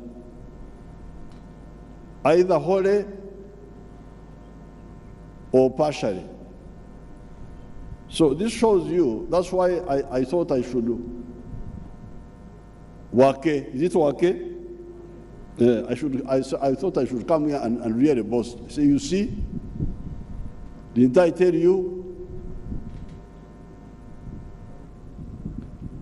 And because of these measures, you had in the speech of the minister saying that the GDP per capita is now 1,046. This is what I had told you here the other day. But he did not come out to clearly say that we have now entered the entrance of the middle income. I don't know what he feared.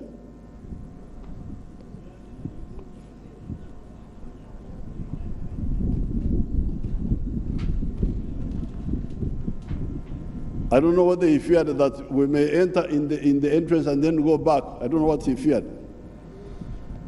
Go back out of the entrance. But I don't see how we shall go back from the entrance,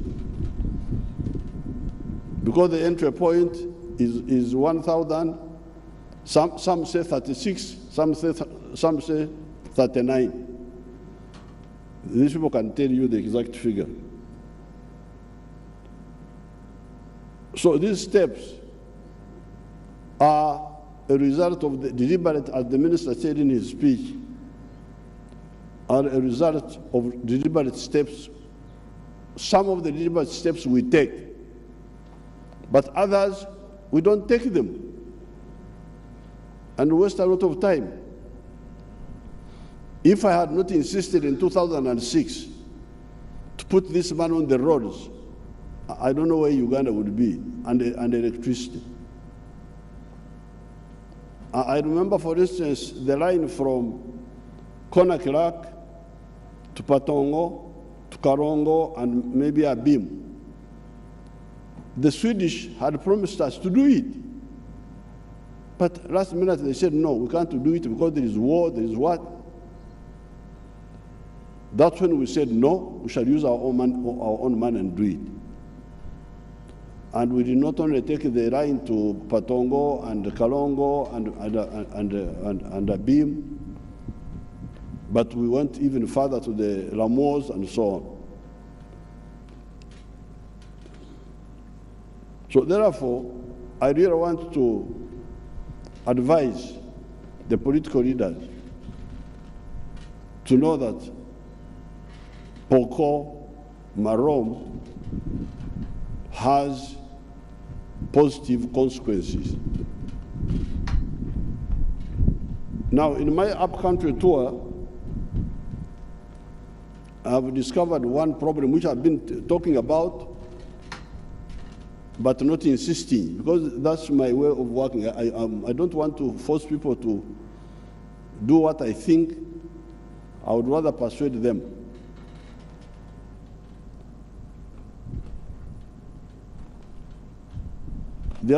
Just the other day, we were in Moroto, and we were looking at the UBOS figures. The primary 7 completion rate in the whole of Uganda apparently is 38%. The children who go into the primary school and finish P7 are only 38 out of 100, which means that 62 go back to the village. They don't finish P7. And in the case of Karamoja, we found it was only 6 children out of 100 who finished primary 7. And you remember during the elections, I was talking about it. Because when we introduced UPE in 1997, the idea was everybody to go to school, universal education. Universal primary school education. And the reason why these children drop out is because of the school charges. I've been telling you about this so many times, begging, talking, as if I want people to come and work on my farm or do me a favor. So now this is a big problem for the country. To find that children, and you can see it in the elections, I was talking about it. In the primary school, the enrollment is 10 million something, 10 point something, almost 11. But in the secondary schools, only 2 million. Where have the other 8 gone?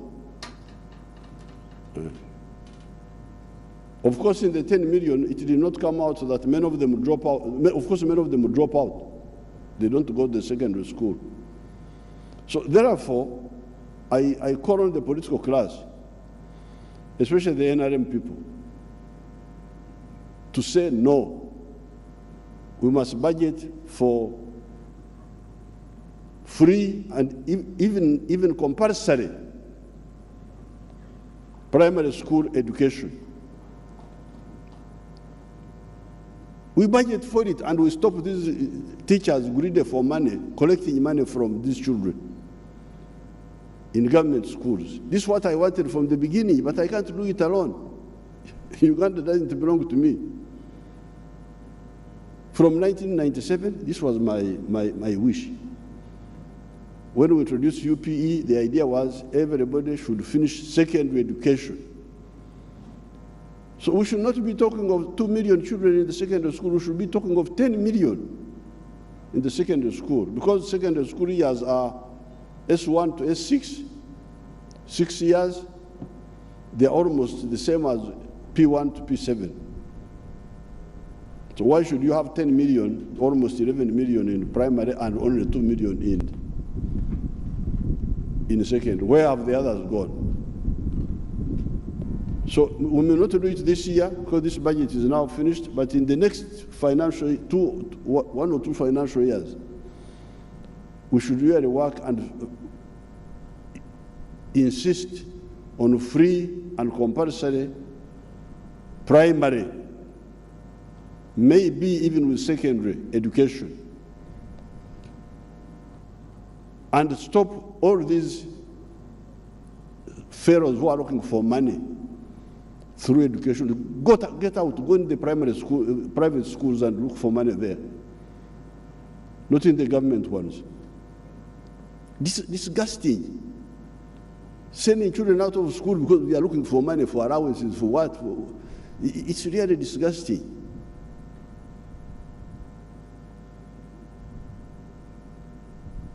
Now, the other big issue, because people talk of problems, but me, I really, many of them, I'm used to problems. And when I see what you call problems, I say, Bambi, these ones don't know what problems look like. I feel very sorry. But for me, the real problem for Uganda and Africa is lack of food. If there is no food, no mhogo. When I say food, I mean mhogo. I mean bananas. I mean akalo. If the akalo was not there, I don't know what I will do. I mean maize. Maize is important for kaunga, for animal feeds, for fish meals. Beans, of course, milk, amate munangi. Beef, these are the ones that would do. I would not sleep if we had none or very little of these. Of course, sugar and other things. If spaghetti doesn't come, those who eat spaghetti, I don't know how they do it. You try to put it in their mouth, it is refusing coming.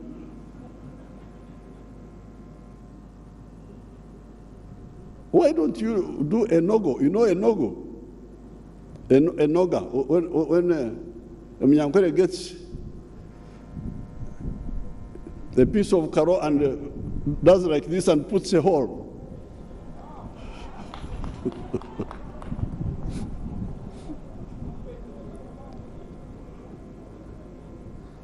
What do they call it in Luo?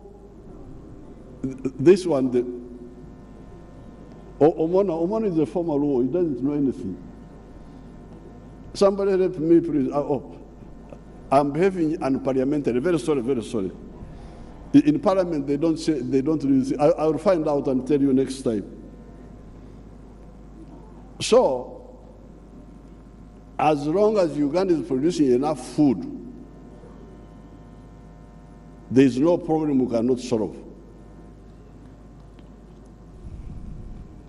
But the danger to the food is number one, some laziness. This 39% of the homes whom want to, under parish model, to say, please join the money economy and produce for the stomach and for the pocket. But the other danger can be lack of rain or unreliable rain. So that's why in our budgeting, there is now something about irrigation. But in the future budgets, I would like us to do more for the irrigation so that we stabilize agriculture. There is no possibility of shortage of food, even if the rain has got some erraticness. But irrigation means water. So we go to the environment. So please, all of us must tell these people, especially the ones, the old problem of the wetlands, which was created by the British, was in Busoga and in Bukedi and in Kigezi, where they misled our people to go in the wetlands, thinking that that is a good thing to do. These ones, I have a program to get them out by compensating them because they were misled. They didn't do it themselves, they were misled by the government. But in the other areas, the people who are going to the wetlands are going there by themselves and against our appeals. And I demand that all these people get out of the wetlands unconditionally. We don't have to negotiate because they knew it was not right, they insist. Even here in Kampala, I see some of them encouraging a little bit in Rubiji swamp and these other swamps. So therefore, once we bring back our water, because 20% of Uganda is under fresh water, we are so lucky. Then we shall be able to irrigate easily and have a secure agriculture, and that can give us problems to solve other problems.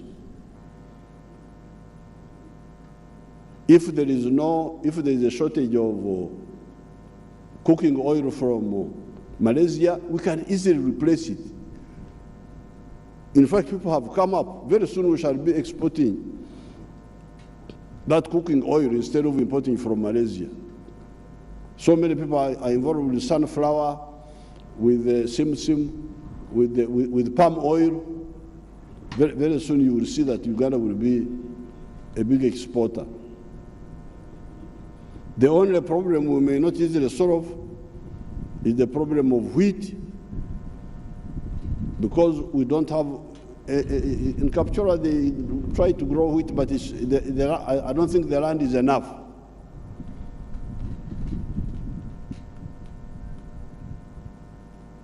I will talk with the people of agriculture whether wheat needs cold climate or what. That I have never really bothered with wheat myself. I've never studied it. Then on petroleum, in the next few years we shall have our own petroleum, as you know. But of course, even when we have our own petroleum, the price, we cannot undersell our petroleum. It will have to be at par with the world price minus transport. So yes, it somehow deals with it, but not entirely. With fuel, we may have to. I think the real answer to expensive petroleum is rail transport. If we repair our railway to Pakwach, like the minister is saying, and we transport many of the things on the railway, then the demand for fuel, for petrol will go down, and diesel, at least for cargo. And later on with Kasese, that is the real answer to the problem of high petroleum prices. So I congratulate the minister, but I'm glad you have not killed me when I have wake. I have boasted a bit about the achievements of the NRM. Okay, Simirana, say, didn't I tell you? Don't you see how much better off we are? Apoyo Rubanga.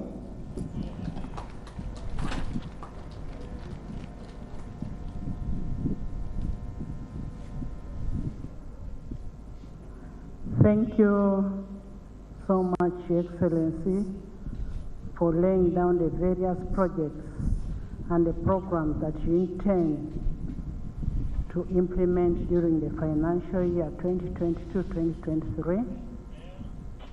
I sincerely want to thank my very able and active members of Parliament for ensuring that this day comes to reality. Thank you so much for working tirelessly for ensuring that the day comes to reality. You've had, honorable members, as executive embarks on implementation of the budget from 1st July 2022, it is our noble duty to do our oversight role so as to ensure that the funds that have been allocated are being used for intended use and there is value for money. Mr. President, as has been the case before, thank you for having a clear vision of where the country is moving and championing this vision with commitment and dedication. And we are also happy that you've talked about free education, and members of Parliament, our first priority in 2023-2024 should be budgeting for free education. I once again want to thank you, Your Excellency, General Yoweri Kaguta Museveni, for fulfilling your obligation of tabling the budget for the financial year 2022-2023. The rest is now left to the technical team. Whereas it has always been our practice to meet and interact after such an important occasion like today, the current circumstances do not permit us to do so because COVID is still with us.